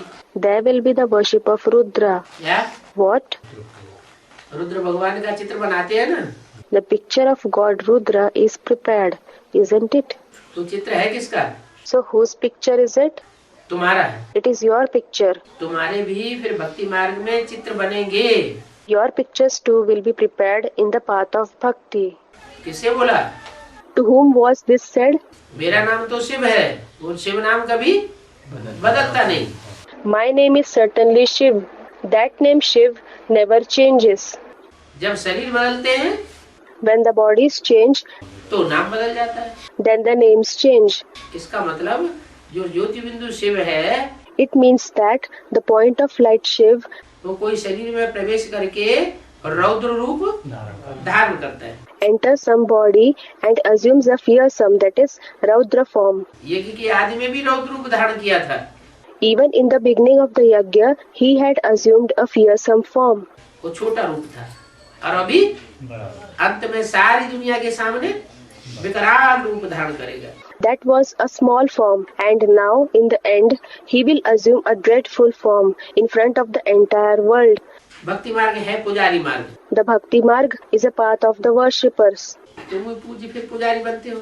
You yourself were worship worthy, and then you become worshippers. कलाएं कम होती जाती है, The celestial degrees are declining. कलाएं कम होती जाती हैं, The celestial degrees are declining. तीव्र गति से कलाएं कम कम होती हैं। Since when do the celestial degrees decline at a fast rate? द्वापर से द्वापर युग से। Since the Copper Age. जब द्वैतवादी युग आता है तो तुम भोगी बन जाते हो। When the dualistic age commences, you become pleasure seekers, that is bhogi. क्या भोगी कब कहे जाते हैं? What? When are you called bhogi? द्वापर युग से जब हम भ्रष्ट इंद्रियों से भोग करते हैं तो हम भोगी कहे जाते हैं। From the Copper Age, when we experience the sensual pleasures through the unrighteous organs, we are called bhogi. वहाँ वो योगी होते हैं। कहाँ? They are yogis there. Where? सतयुग त्रेता में योगी है। योगी वहाँ क्यों है? In the Golden and Silver Ages, they are yogis. Why are they yogis there? वहाँ भोग नहीं, सुख भोगते नहीं है क्या? Don't they enjoy pleasures there? सुख तो भोगते हैं, लेकिन श्रेष्ठ इंद्रियों के सुख भोगते हैं। They do enjoy pleasures, but they enjoy the pleasures of the righteous organs. जो ज्ञान इंद्रियां हैं, उन ज्ञान इंद्रियों का सुख भोगते हैं देवताएं। The deities enjoy the pleasures of the sense organs. भ्रष्ट इंद्रियों का सुख नहीं भोगते। They do not enjoy the pleasures of the unrighteous organs. ऐसे नहीं कि वहाँ किसी की याद में योग लगाते हैं। It is not that we sit in someone's remembrance and make a connection, that is yoga, with them there. वहाँ तो सब आत्मा की स्थिति में रहते हैं। There, everyone remains in a soul conscious stage indeed. किसी दूसरे की याद की बात है नहीं। There is no question of the remembrance of anyone else at all. वहाँ है ही पवित्र। There, they are already pure. Krishna को भी योगेश्वर कहते हैं। Krishna is also called Yogeshwar. इस समय कृष्ण की आत्मा बाप के साथ योग लगा रही है। Now, the soul of Krishna is establishing a connection, that is yoga, with the Father. Krishna की आत्मा इस समय योगेश्वर है। The soul of Krishna is Yogeshwar now. सतयुग में योगेश्वर नहीं कहेंगे। In the Golden Age, he won't be called Yogeshwar. हैं? कृष्ण को जो योगेश्वर कहते हैं वो कहाँ कहते हैं? सतयुग में कहते हैं, भक्ति मार्ग में कहते हैं, या संगम युग में कहते हैं? Where Krishna is called Yogeshwar? Is it said in the Golden Age? Is it said in the path of Bhakti? Or is it said in the Confluence Age? हैं? जो कहते हैं वो कहाँ कहते हैं? Where is he said to be Yogeshwar? सतयुग के कहते हैं। Someone said the Krishna of the Golden Age. हैं? सतयुग के कृष्ण को कहाँ योगेश्वर कहते हैं? Krishna of the golden age isn't called Yogeshwar. जो संगम की कृष्ण है उसके लिए भक्ति मार्ग में योगेश्वर कहते हैं। It is the confluence age Krishna who is called Yogeshwar in the path of bhakti. तो कृष्ण को जो योगेश्वर कहते हैं, So, Krishna who is called Yogeshwar, वो योगेश्वर कृष्ण की आत्मा अभी बाप के साथ योग लगा रही है। that soul of Yogeshwar Krishna is now establishing a connection with the Father. तो अभी योगेश्वर हुई या बाप योगेश्वर हुआ? बाप योगेश्वर हुआ। So, is he Yogeshwar now or is the Father Yogeshwar? The Father is Yogeshwar. Krishna की आत्मा इस समय योगेश्वर है, ये किसने कह दिया? The soul of Krishna is Yogeshwar now. Who said this? तो दो बातें हो गई, किसने बोल दिया फिर बीच में? There is a double talk, isn't there? Who spoke in between? Brahma वाले ब्रह्मा बीच में इंटरव्यू करके बोल रहे हैं। A brother said, Brahma Baba spoke. Brahma Baba is interfering in between and speaking. Krishna की आत्मा इस समय योगेश्वर है। The soul of Krishna is Yogeshwar now. सत्य को योगेश्वर नहीं कहेंगे, He won't be called Yogeshwar in the golden age. क्यों? बाबा की बुद्धि में सिर्फ इतना ही ज्ञान बैठा हुआ है। He is saying this because only this much knowledge is in his, that is Brahma Baba's intellect. कि सत्य में योग नहीं लगाते हैं, यहाँ योग लगाते हैं, तो कृष्ण की आत्मा इस समय यहाँ योगेश्वर। ये नहीं, अब उससे पहले ऊपर जो है उल्टा वाक्य बोल दिया। कृष्ण की आत्मा We don't establish a connection, that is Yoga, in the golden age. We establish a connection here. So, the soul of Krishna is Yogeshwar here at this time. Not this. Now, before that, a sentence contrary to this was said above. इस समय कृष्ण की आत्मा बाप के साथ योग लगा रही है। Now, the soul of Krishna is establishing a connection with the Father. तो जिसके साथ योग लगा रही है, योग सीख रही है, तो योगेश्वर कौन हुआ? So, who is Yogeshwar? The one with whom he is establishing a connection, learning yoga? सीखने वाला या सिखाने वाला? Is it the learner or the teacher? तो बाप हुआ Yogeshwar. Students, the teacher. So, the father is Yogeshwar. फिर ये जो दूसरा वाक्य क्या बोल दिया? कृष्ण की आत्मा इस समय योगेश्वर है। Then, what is the second sentence that was spoken? The soul of Krishna is Yogeshwar now. भक्ति मार्ग का शब्द है बाबा योगेश्वर उनके कृष्ण के लिए, इसलिए Someone said, Baba, this Yogeshwar is a word of the path of bhakti for Krishna. That is why. अभी तो ब्रह्मा बाबा की बुद्धि में क्या बैठा है What is sitting in the intellect of Brahma Baba? कि योगेश्वर का प्रैक्टिकल साकार रूप पर्सनालिटी कौन है? Who is the practical corporeal form, personality of Yogeshwar? तो बाबा ऐसे मुरली पढ़ने में मतलब आमतौर से क्लियर भी तो नहीं हो पाता कि कौन सी वर्डिंग ब्रह्मा बाबा की है और कौन सी सुप्रीम सोल। ध्यान देंगे तो ये होगा। तो हाँ। Someone said, so Baba, generally while reading the Murli, the meaning is not clear. Which wordings are of Brahma Baba and which wordings are of the Supreme Soul? If you pay attention, then it will become clear. ध्यान देंगे तो wording clear होगी। If you pay attention, then the wordings will become clear. सत्युग में योगेश्वर नहीं कहेंगे, वहाँ तो Prince बनते हैं। In the golden age, he won't be called Yogeshwar. There, he becomes a prince. तुम्हारी पिछाड़ी में ऐसी अवस्था रहनी चाहिए कि सिवाय बाप की याद के और कोई शरीरधारी याद ना आवे। In the end, your stage should be such that you should not remember any bodily being except the Father. चलो अभी तो कोई बात नहीं। क्या? Okay, now it does not matter. What? अभी अगर कोई और दूसरा याद आता है तो चल जाएगा, It will be okay if you remember someone else now. लेकिन जब पिछाड़ी का टाइम होगा, अंत मते सो गते का टाइम होगा, तो एक बाप के सिवाय और कोई की याद नहीं आवे। But when it is the last time, when it is the time of Antamate Sogate, your final thoughts lead to your final destination, then you shouldn't remember anyone except the one Father. शरीर से और पुरानी दुनिया से सारा ममत्व मिट जाए। The entire attachment for the body and the old world should end. सन्यासी रहते तो पुरानी दुनिया में ही।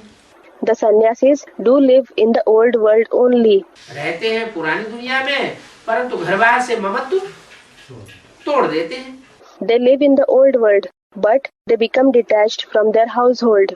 वो ब्रह्म को ईश्वर समझते हैं They consider Brahm, that is the supreme abode, to be God और उससे योग लगाते हैं। and establish a connection with it. और यहाँ बेहद के सन्यासी And what about the unlimited sannyasis here?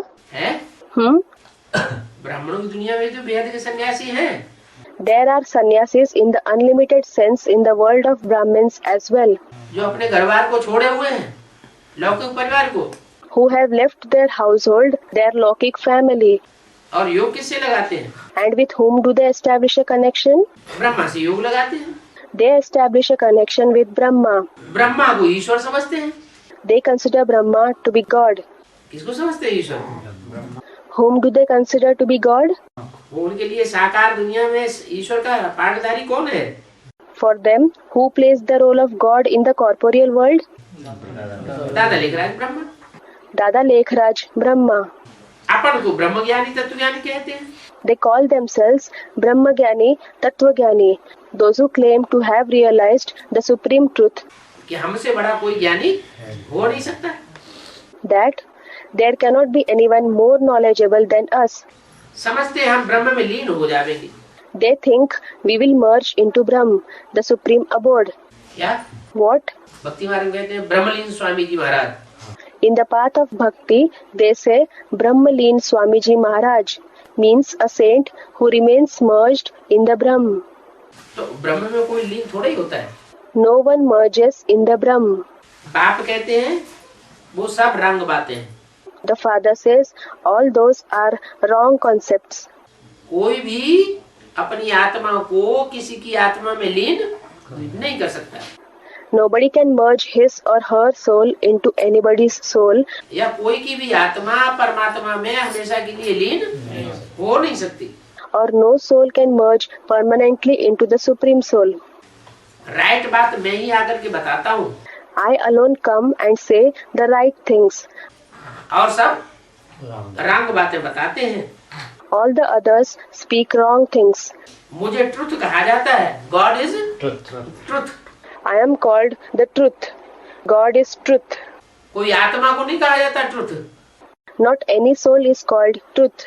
Bharatvarsh में In India, सत्यनारायण की कथा गाई जाती है। the story of Satyanarayan, that is, the true Narayan, is sung. क्या? What? कि एक नारायण ही सत्य है। Only one Narayan is true. सत्य लक्ष्मी की भी कथा नहीं गाई जाती। The story of the true Lakshmi is not sung either. जो सदा साथी साथनी है, चिर संगिनी है, जीवन साथी है, वो भी झूठ।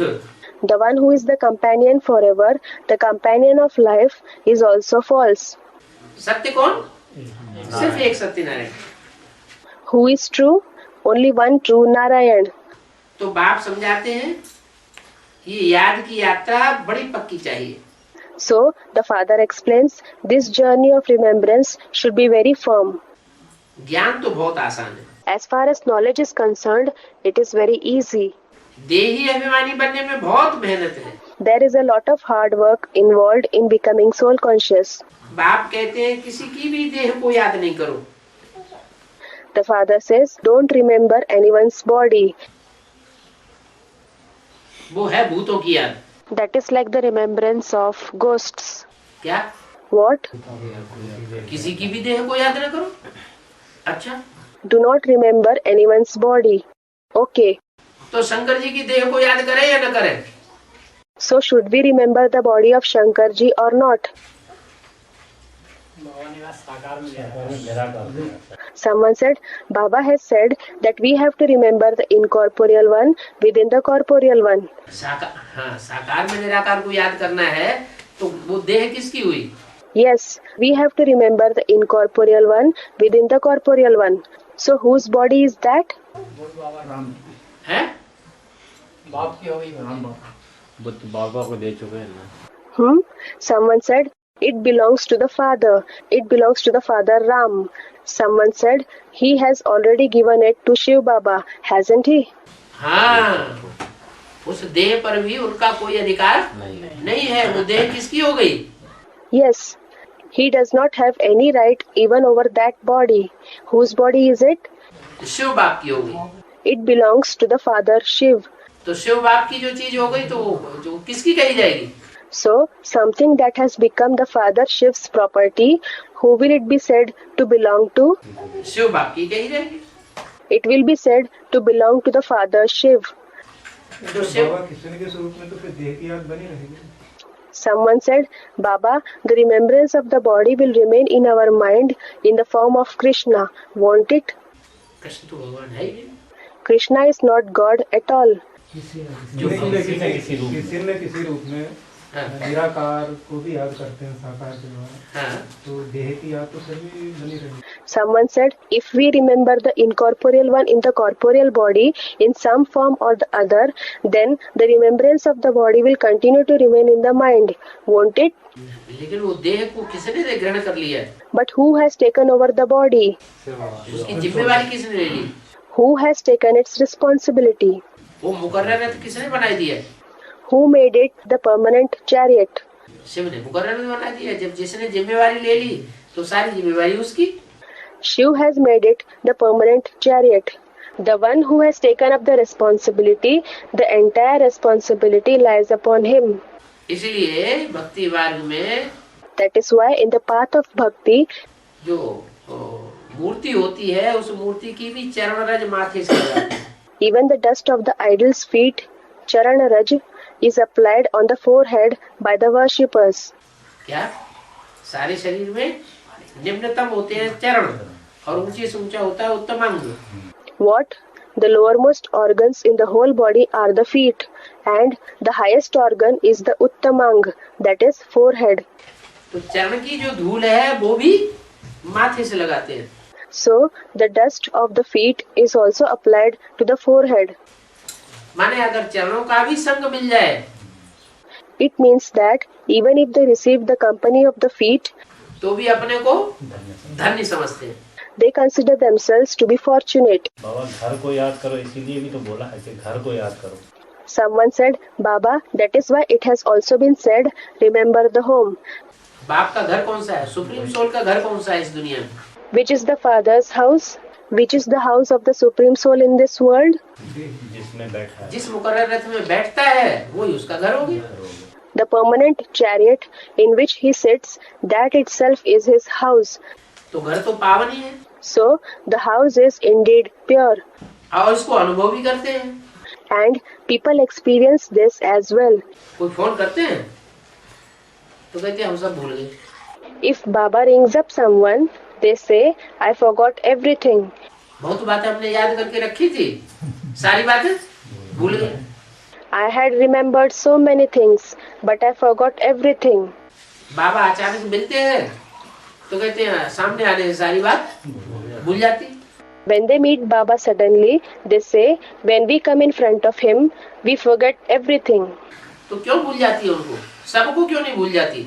So, why do they forget? Why doesn't everyone forget? हैं? कोई तो सामने बैठ करके ढेर सारे प्रश्न आते हैं। A lot of questions come to the mind of some souls while sitting in front of Baba. और कोई को बिल्कुल प्रश्न आते ही नहीं, कहते हम तो सब भूल जाते हैं, बाबा के सब भूल जाते हैं, कुछ याद नहीं रहता। Whereas questions do not come up at all to the mind of some souls. They say, we forget everything as soon as we go in front of Baba. We remember nothing. कारण क्या हुआ? What is the reason? हैं? अरे कुछ तो कारण होगा। Are, there must be some reason.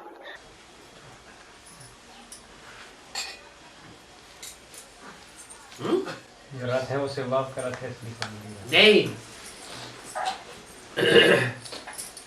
नहीं, Someone said, the chariot is a chariot of the Father Shiv. No. जो बच्चे बाप के ज्यादा नजदीक हैं पुरुषार्थ में, The children who are closer in Purusharth, that is, special effort for the soul to the Father, आत्मिक स्टेज के पुरुषार्थ में ज्यादा नजदीक होते हैं, उनको ये अनुभव होता है। Those who are closer in the Purusharth of attaining the soul conscious stage experience that कि जैसे ही बाप नजदीक आता है, संग में आता है, सामने आता है, वो सारा सब कुछ भूल जाते हैं। as soon as the Father comes close, as soon as he comes in their company, in front of them, they forget everything. कुमारिका दादी के जो पक्के पक्के फॉलोअर्स होंगे, कुमारिका दादी जब उनके सामने पहुंचेगी तो खुशी का पारावार उनका नहीं रहता। For those who are the real followers of Kumarka Dadi, when Kumarka Dadi comes in front of them, then they experience unlimited joy. सब कुछ भूल जाते हैं। क्यों भूल जाते हैं? They forget everything. Why do they forget? वो जन्म जन्मांतर की छाप उनके अंदर पड़ी हुई है। The impression of many births is imprinted on them. तो बाबा जो प्रश्न करते हैं इसका मतलब उनकी आत्मिक स्थिति अब प्रश्न करते हैं, दो तरह से प्रश्न बताए हैं व्यक्तवाणी में। Someone said, so Baba, does it mean that those who ask questions do not have a soul conscious stage? Well, questions are raised. Two kinds of questions have been described in the Avyaktavani. एक होते हैं जिज्ञासा शांत करने के लिए और एक होते हैं प्रश्न अपोजिशन करने के लिए। One kind of questions is for quenching the curiosity and the other kind of questions is for opposition. अब वो उनका भाव क्या है प्रश्न करने का, वो तो वो जाने। Now they themselves know the purpose of raising the question. मतलब वैसे प्रश्न चलते हैं ना। चलते हैं ना। Someone said, it means that those kind of questions come to their mind, don't they? Yes, they come to the mind, don't they? कुछ